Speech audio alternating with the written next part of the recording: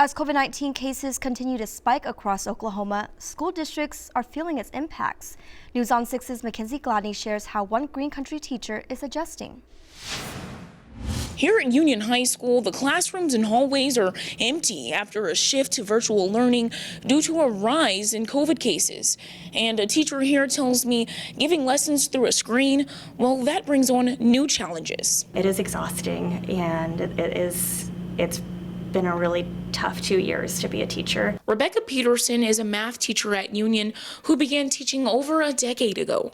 She's a finalist for Oklahoma Teacher of the Year and says one thing that inspires her, connection with her students. I sit down with each of my calculus students. I had 115 this year during non-instructional time, and I asked them to tell me their story. But with COVID cases climbing in Oklahoma, virtual learning has come back for some Union students.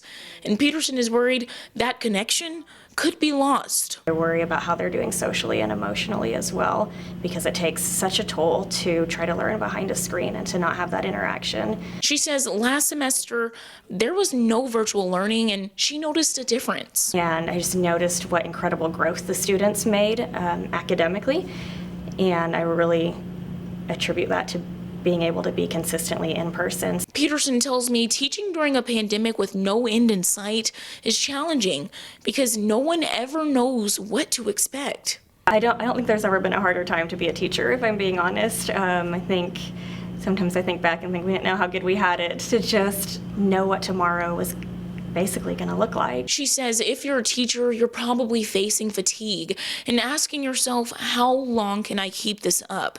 But she says to remember, we need you so much. You're so valued.